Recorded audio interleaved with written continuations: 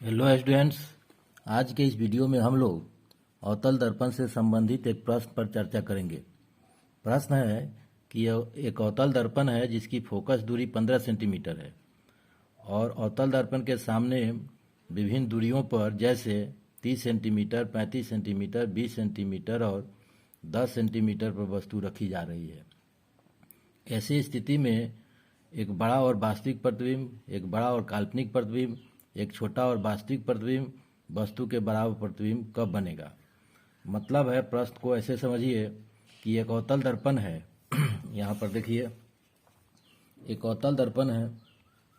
यहाँ पर हमने एक अवतल दर्पण बनाया, एक अवतल दर्पण हुआ, एक अवतल दर्पण हुआ।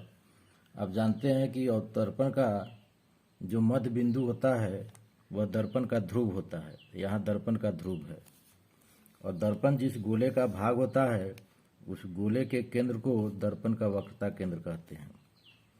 और एक सीधी रेखा जो वक्रता केंद्र और ध्रुव से होकर गुजरती है उसे हम लोग मुख अक्ष कहते हैं। इसके बीचों बीच, ध्रुव और वक्रता केंद्र के बीचों बीच फोकस होता है। तो यहाँ पर हमने फोकस दिखा दिया।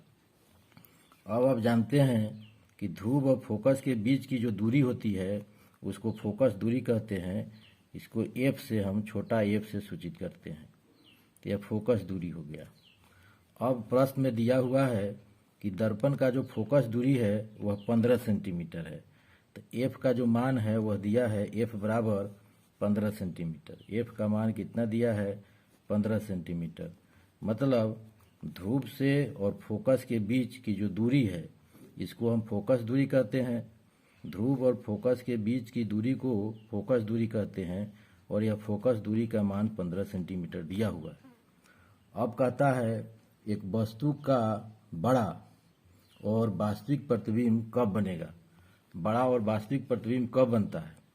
वस्तु को जब हम कहाँ रखते हैं, वस्तु को जब हम फोकस पर रखेंगे, यहाँ पर रखेंगे, वस्तु को फोकस पर रखेंगे, ऑब्जेक्ट को अगर फोकस पर रखेंगे तो इसका प्रतिबिंब कहाँ बनेगा? इसका प्रतिबिंब अनंत पर बनेगा। तो यहाँ अनंत पर प्रतिबिंब हम दिखा रहे हैं, यहाँ पर बनेगा। अब फोकस पर जो प्रतिबिंब रखते हैं उसका जो प्रतिबिंब अनंत पर बनता है, फोकस पर जब वस्तु को रखेंगे तो उसका प्रतिबिंब अनंत पर बनेगा और यह प्रतिबिंब बड़ा बनता है। एक यह स्थिति है। उसके बाद वस्तु को हम वक्रता केंद्र और फोकस के बीच रखेंगे, यहाँ पर वस्तु को रखेंगे तो प्रतिबिंब बनेगा वक्रता केंद्र और अनंत के बीच, मतलब यहाँ बनेगा। तो यह भी प्रतिबिंब बड़ा बनता है, बड़ा बनता है। मतलब अब इसका फोकस दूरी दिया हुआ है, यहाँ से यहाँ के बीच की दूरी 15 सेंटीमीटर दिया हुआ है। तब वस्तु को अगर 15 सेंटीमीटर की दूरी पर रखते हैं तब बड़ा प्रतिबिंब बन रहा है। अब 15 दूना 30, यहाँ से लेकर के यह जो वक्रता केंद्र है, ध्रुव और वक्रता केंद्र के बीच की दूरी कितना हो गई? 30 सेंटीमीटर। क्यों 30 सेंटीमीटर हो गई दूरी? तो आप जानते हैं कि फोकस दूरी का दुगुना दूरी होता है वक्रता त्रिज्या। तो यहाँ से लेकर के यहाँ तक की जो दूरी है वह वक्रता त्रिज्या है और यहाँ से लेकर के यहाँ तक 15 सेंटीमीटर है। तो यहाँ से लेकर के यहाँ तक भी 15 सेंटीमीटर होगा और टोटल डिस्टेंस हो जाएगा 30 सेंटीमीटर। अब वस्तु को कहाँ रखेंगे? तो वस्तु को अगर 30 सेंटीमीटर के अंदर रखते हैं, 30 सेंटीमीटर के अंदर रखेंगे तब उसका बड़ा प्रतिबिंब बनेगा। तो बड़ा प्रतिबिंब और इधर जो भी प्रतिबिंब बनता है वास्तविक बनता है। क्योंकि दर्पण के सामने प्रतिबिंब बन रहा है तो प्रतिबिंब कैसा होगा? वास्तविक होगा। तो प्रश्न में दिया है कि एक बड़ा और वास्तविक प्रतिबिंब कब बनेगा। मतलब वस्तु को किस दूरी पर रखेंगे कि एक बड़ा और वास्तविक प्रतिबिंब बनेगा। तो बड़ा प्रतिबिंब बनाने के लिए वस्तु को मुख्य फोकस पर रखेंगे तब बड़ा बनेगा। मतलब 15 सेंटीमीटर की दूरी पर रख देंगे तो बड़ा बनेगा। और 30 सेंटीमीटर के अंदर रखेंगे, मतलब यह जो डिस्टेंस है वस्तु का, वस्तु को रखने का जो स्थान है वह वक्रता केंद्र और फोकस के बीच है। तो यह 30 सेंटीमीटर यहाँ से लेकर यहाँ तक की दूरी है। तो 30 सेंटीमीटर के अंदर रखेंगे तो बड़ा और वास्तविक प्रतिबिंब बनेगा। तो अब देखिए कौन दूरी इसमें सही होगा। यहाँ दिया हुआ है 30 सेंटीमीटर। तो 30 सेंटीमीटर के अंदर हम कह रहे हैं, 30 सेंटीमीटर के अंदर जो दूरी होगा वह 30 सेंटीमीटर नहीं होगा, 35 सेंटीमीटर तो हो गया 30 सेंटीमीटर के बाद की दूरी। तो यहाँ पर जो दिया हुआ है 20 सेंटीमीटर, यही दूरी होगा। मतलब बड़ा और वास्तविक प्रतिबिंब बनाने के लिए वस्तु को किस दूरी पर रखेंगे? अगर उसका फोकस दूरी 15 सेंटीमीटर दिया हुआ है तो उसको हम कहाँ रखेंगे? 30 सेंटीमीटर के अंदर। तो यहाँ पर जो दूरी दिया हुआ है उसमें 20 सेंटीमीटर है, दूरी 30 सेंटीमीटर के अंदर। तो बड़ा और वास्तविक प्रतिबिंब बनाने के लिए वस्तु को हम कहाँ रखें? 20 सेंटीमीटर की दूरी पर अगर रख देंगे तो उसका बड़ा और वास्तविक प्रतिबिंब बनेगा। तो इसका जो उत्तर होगा वह होगा 20 सेंटीमीटर की दूरी पर। तो मतलब इस दूरी पर, सी दूरी पर, यह 20 सेंटीमीटर की दूरी है। उसके बाद कहता है कि बड़ा और काल्पनिक प्रतिबिंब कब बनेगा? तो आप जानते हैं कि अवतल दर्पण में बड़ा और काल्पनिक प्रतिबिंब कब बनता है? जब वस्तु को फोकस और ध्रुव के बीच कहीं रख देते हैं। तो यहाँ पर जब फोकस और ध्रुव के बीच वस्तु को कहीं रखेंगे, यहाँ पर रखेंगे, तो इसका प्रतिबिंब दर्पण के इस तरफ बनेगा और बड़ा बनेगा और काल्पनिक बनेगा। आप जानते हैं कि जो प्रतिबिंब दर्पण के पीछे बनता है वह प्रतिबिंब काल्पनिक होता है। अवतल दर्पण में जो काल्पनिक प्रतिबिंब बनता है वह बड़ा बनता है। और कहाँ रखते हैं इसको? ध्रुव और फोकस के बीच रखते हैं। तो यहाँ से लेके यहाँ की दूरी 15 सेंटीमीटर है। मतलब 15 सेंटीमीटर के अंदर आप रखिएगा तब उसका बड़ा प्रतिबिंब और काल्पनिक प्रतिबिंब बनेगा।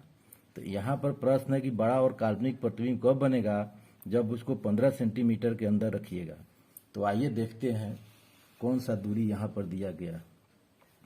यहाँ पर दिया गया है 30 सेंटीमीटर, 35 सेंटीमीटर, 20 सेंटीमीटर और 10 सेंटीमीटर। तब 15 सेंटीमीटर के अंदर का दूरी कौन हो गया? 10 सेंटीमीटर।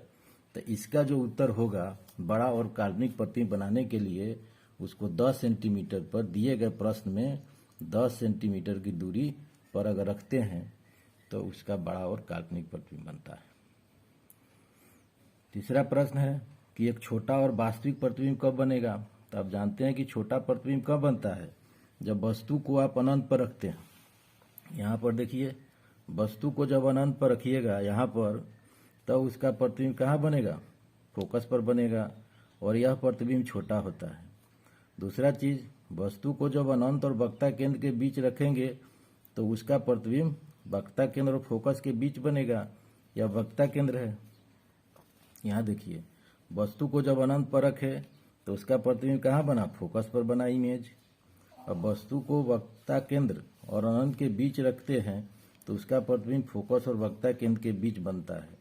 तो यह दोनों प्रतिबिंब चूंकि दर्पण के सामने बन रहा है इसीलिए वास्तविक होता है और छोटा होता है। तो छोटा और वास्तविक प्रतिबिंब प्राप्त करने के लिए वस्तु को हमको अनंत पर रखना होगा और वक्ता केंद्र और अनंत के बीच रखना होगा। तो वक्ता केंद्र और अनंत के बीच कहीं रखेंगे तब उसका छोटा प्रतिबिंब बनेगा। मतलब वक्ता केंद्र के बाद रखेंगे। तो वक्ता केंद्र के बाद रखेंगे तो वक्ता केंद्र की दूरी कितनी हो गई? ध्रुव से लेकर वक्ता केंद्र की दूरी प्रश्न में दिया हुआ 30 सेंटीमीटर। इसलिए दिया हुआ है कि ध्रुव और फोकस के बीच की दूरी 15 सेंटीमीटर है। तो जिसका फोकस दूरी 15 सेंटीमीटर है उसकी वक्ता त्रिज्या कितनी हो जाएगी? 30 सेंटीमीटर। ध्रुव और वक्ता केंद्र के बीच की दूरी को क्या कहते हैं? वक्ता त्रिज्या कहते हैं। तो वक्ता त्रिज्या 30 सेंटीमीटर हो गया। तो वस्तु का छोटा प्रतिबिंब प्राप्त करने के लिए 30 सेंटीमीटर के बाद रखेंगे। तो आइए देखते हैं कितना दूरी इसमें दिया हुआ है। 30 सेंटीमीटर दिया हुआ है तो 30 सेंटीमीटर के बाद रखेंगे। तो यहाँ पर देखिए 35 सेंटीमीटर दिया हुआ है। तो छोटा और वास्तविक प्रतिबिंब बनाने के लिए प्रश्न के अनुसार हम कहाँ रखेंगे? 35 सेंटीमीटर की दूरी पर रखेंगे। यह हो गया। दूसरा है वस्तु के बराबर प्रतिबिंब कब बनेगा? जब वस्तु के बराबर प्रतिबिंब कब बनता है? जब अवतल दर्पण के सामने वस्तु को वक्ता केंद्र पर रखते हैं तो उसका प्रतिबिंब कहाँ बनता है? वक्ता केंद्र पर ही बनता है। और वक्ता केंद्र पर जो प्रतिबिंब बनता है वह वस्तु के आकार का प्रतिबिंब होता है। जितना बड़ा वस्तु होगा उतना ही बड़ा प्रतिबिंब होगा। चूंकि दर्पण के सामने प्रतिबिंब बन रहा है इसीलिए यह प्रतिबिंब वास्तविक होगा। मतलब बराबर, वस्तु के बराबर प्रतिबिंब कब बनेगा? तो वस्तु के बराबर प्रतिबिंब तब बनेगा जब आप वक्ता केंद्र पर रखेंगे। ध्रुव से वक्ता केंद्र के बीच की दूरी कितनी हो गई? 30 सेंटीमीटर हो गई। तो इसका उत्तर जो होगा उत्तर जो होगा वह होगा 30 सेंटीमीटर। देख लीजिए यहाँ पर प्रश्न में देख लीजिए 30 सेंटीमीटर दिया हुआ है, तो 30 सेंटीमीटर पर रखेंगे तो वस्तु के बराबर प्रतिबिंब बनेगा। हमको उम्मीद है कि आप इस प्रश्न को समझ गए होइएगा। तो आज के वीडियो में इतना ही, फिर मिलेंगे अगले वीडियो में, तब तक के लिए धन्यवाद।